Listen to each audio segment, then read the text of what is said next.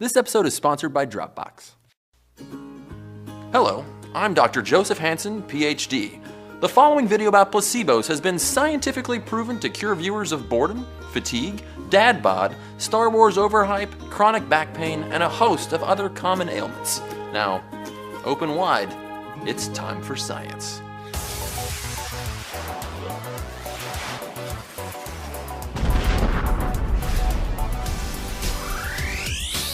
On the North African battlefields of World War II, wounded soldiers were plentiful, but morphine was often scarce. Army doctor Henry Beecher needed to operate on an injured soldier, but had no drugs to give him for the pain. A desperate nurse grabbed a vial of salt water, filled a syringe, and miraculously, the soldier's pain went away. When Henry Beecher returned to Harvard University after the war, he found that a range of ailments, from gunshot wounds to the common cold, could be treated with fake medicine. It's known as the placebo effect, from the Latin for I shall please. So, what's in them? Let's turn to our chemistry expert friends from Reactions. The perfect placebo has the look, color, and taste of the drug it's being compared to. Ideally, it contains all the inactive ingredients of the real pill, but doesn't include the active drug ingredients. That just leaves the other stuff that make up the bulk of the pills. These might include sugar, that's why placebos are often called sugar pills, cellulose from plants, cornstarch, or yeast, along with other common ingredients that bind the pill together, and others that help it break down in your stomach. Placebos used in big drug trials often contain, well, actually, we don't exactly know what these placebos contain. In a study called What's in a Placebo? Who knows? Researchers went through over 150 trials involving placebos from 4 medical journals. Only 8% of the trials disclosed the placebo's ingredients. Although no 2 placebos are created equal, some of them get better results. For more on that, here's Joe. A placebo capsule works better than a placebo tablet. Placebo injections work better than placebo capsules, and placebo machines work better than placebo injections. Even having a nice long talk with a doctor before taking a placebo can increase its effect.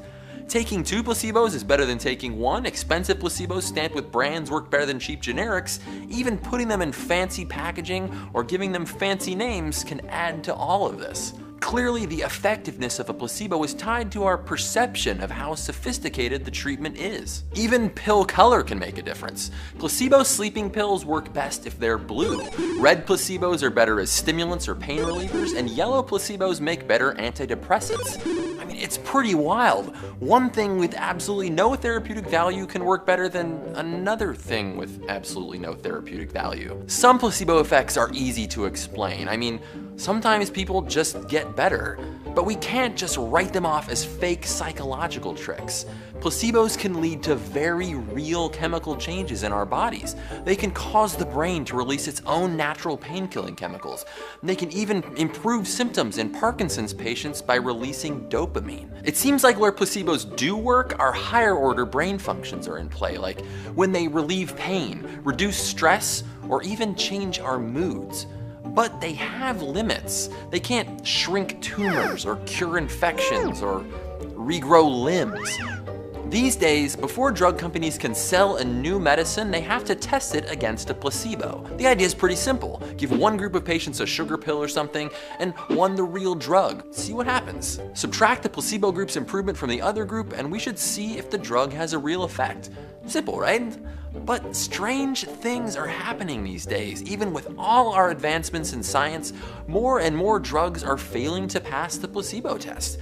It's as if the placebo effect is getting stronger. In countries like the United States, drugs can be advertised directly to consumers. Do you feel healthy, happy, and comfortable? Are you not suffering from headaches, indigestion, or irritability? A lack of symptoms may be a symptom of antohypochondriasis, commonly known as invisible illness disorder, or IID. But now there's Contradictol. Contradictol brings hidden ailments to the surface so they can be treated with other medications. Ask your doctor if Contradictol is right for you. All that marketing has increased our expectations of what drugs can do, and as a result, some old drugs like Prozac perform worse in placebo tests today than when they first came out. This growing placebo effect is making it harder to figure out which real drugs really work. And just in case you think this couldn't get any weirder, it gets weirder. In one study, patients were even told they were receiving placebos, and they still felt real results.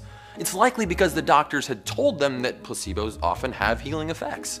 Clearly, the critical ingredient in a placebo is expectation. If they ever work, they worked because we expect them to. So much so that a fake drug can also make a patient feel worse if that's what they're expecting. By this point, some of you are probably asking, if placebos are so effective, why not use them as real medicine? Well, prescribing one thing but telling a patient they're taking a different thing is deception. And according to Hippocrates, little white lies like those are not okay. But many doctors think parts of the placebo effect can still be used without turning every practice into a carnival sideshow. I mean, if talking to your patients more can really make them feel better, then why not talk to your patients more? There's a lot we don't understand about how and why we sometimes get better. But in addition to all the amazing medicines we've got, it's nice to know the brain has some quality medical care built in. Next time you get sick, maybe you can find a little relief in knowing that the doctor is always in.